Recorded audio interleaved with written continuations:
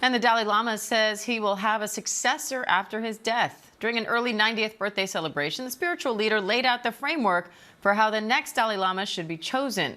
That's ending speculation that he might be the last person to hold the role. ABC News foreign correspondent Britt Clennett is in Hong Kong with more on that. So, Britt, how significant is this, and how does the process work?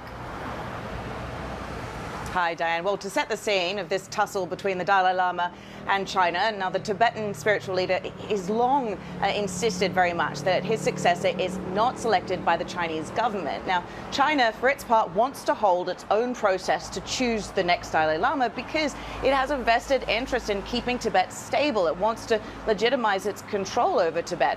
Tibet is where the Dalai Lama fled from. It is now controlled by the Chinese government as part of China, and the Dalai Lama, with all his influence in Tibet and with followers also in China, that role does hold the key to stability in Tibet in part. So choosing the next Dalai Lama is a meticulous process. It depends on many things, even which way the smoke blows when he's cremated. And then each potential Dalai Lama is then shown objects belonging to the previous Dalai Lama to see if that particular person is actually the Dalai Lama reincarnated. But as I say, the Chinese are very much determined to have their own. So, we could actually have a scenario where we have two Dalai Lamas. And in a video message today, which was keenly anticipated by his followers, the Dalai Lama said that only the trust that he founded could actually appoint his successor.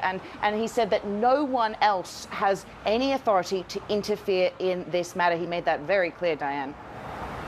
The Dalai Lama is celebrating his 90th birthday on Sunday. Britt, what's on the agenda there?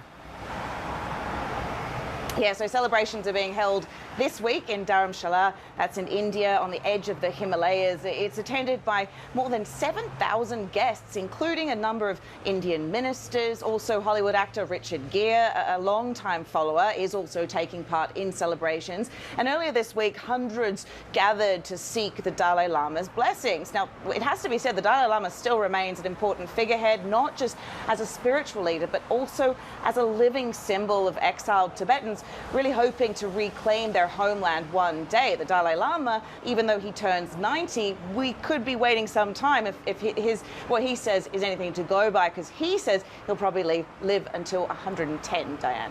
110, wow. All right, Britt Clennett, thank you.